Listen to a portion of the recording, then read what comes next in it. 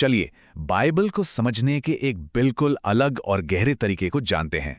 ये सिर्फ पन्ने पलटने की बात नहीं है, नहीं, ये तो दिल से, बिल्कुल हृदय से उसे महसूस करने के बारे में है।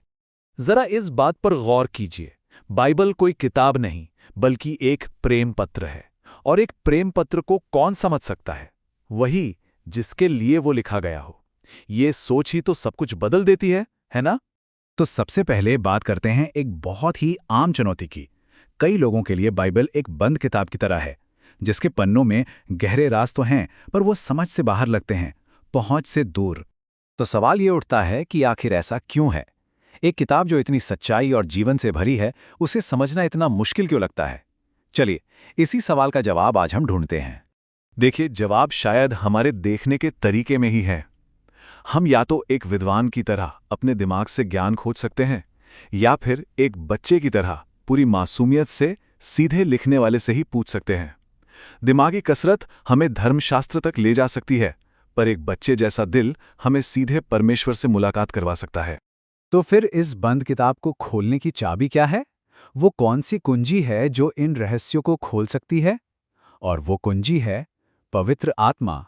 इसे ऐसे समझिए जैसे हमारी आंखें सूरज की रोशनी के बिना कुछ नहीं देख सकती, बिल्कुल वैसे ही हमारा मन पवित्र आत्मा की रोशनी के बिना बाइबल के सच को समझ ही नहीं सकता। ये समझ ज्ञान से नहीं, आत्मा की रोशनी से आती है। तो ये जो प्रकाशन या रेवलेशन है, ये आखिर है क्या? देखिए, ये कोई दिमागी विचार नहीं है जिसे हम पकड़ लेते हैं, नहीं, ये तो एक सच्चाई है जो पवित्र आत्मा की मदद से सीधे हमारे दिल में उतरती है।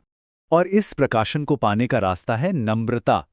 हमें अपने ज्ञान, अपने अहंकार को शून्य करना होगा, बिल्कुल खाली। क्योंकि जब हम खाली होते हैं तभी तो परमेश्वर हमें अपनी सच्चाई से भर सकता है। बात विद्वान बनने की नहीं, बच्चा बनने की है। अब आते हैं एक बहुत ही दिलचस्प हिस्से पर, पुराने नियम की कहानियां। ये सिर्फ गुजरे हुए कल की बातें नहीं हैं, असल में इनमें आज के लिए बहुत गहरा संदेश छिपा है। और ये सवाल बहुत स्वाभाविक है। नूह की, यूसुफ की या मूसा की कहानियां जो हजारों साल पहले हुईं, वो आज हमारे लिए जरूरी क्यों हैं? इसका जवाब छाया या शैडो के कंसेप्ट में है। जैसे किसी के आने से पहले उसकी परछाई दिखती है, वैसे ही पुराने नियम की कहानियां उन महान सच्चाइयों की छाया हैं जिन्हें परमेश्वर आज हमारे जीवन में पूरा कर रहा है। वो आने वाली हकीकत की एक झलक थी। चलिए, नूह के जहाज का उदाहरण लेते हैं। उस वक्त उस भयानक बाढ़ से बचने का सिर्फ एकमात्र रास्ता वही जहाज था। ये एक छाया थी।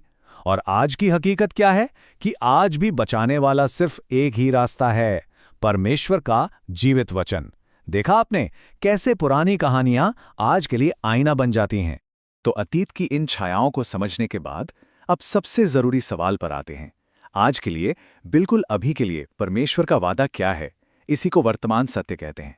अक्सर लोग या तो इस बात में खोए रहते हैं कि परमेश्वर ने अतीत में कितने बड़े बड़े काम किए, या फिर इस इंतजार में रहते हैं कि वो भविष्य में क्या करने वाला है। लेकिन सच्चा विश्वास इन दोनों से आगे की बात है। विश्वास का मतलब है ये देखना, ये पहचानना कि परमेश्वर आज क्या कर रहा है। उसके वादे को इसी पल में, वर्तमान में पूरा होते हुए देखना ही असली विश्वास है। और यही वचन इस पूरी सोच की बुनियाद है। अगर यीशु मसीह कल, आज और हमेशा एक जैसा है, तो उसके वादे भी हमेशा जिंदा हैं, हमेशा वर्तमान हैं। जो शक्ति उस समय थी वो आज भी यहाँ है। तो असल में ये वर्तमान सत्य है क्या? अगर कोई बीमार है तो उसके लिए आज का वादा चंगाई है। अगर कोई परेशान है तो उसके लिए आज का वादा शांति है। ये बस उस खास वादे को पहचानने की बात है जो परमेश्वर ठीक अभी हमारी जरूरत के हिसाब से बोल रहा है। तो अंत में ये सारी बातें हमें कहाँ लेकर आती हैं? ये हमें दिखाती हैं कि बाइबल पढ़ना सिर्फ एक दिमागी कसरत नहीं है, बल्कि उससे कहीं ज्यादा कुछ है।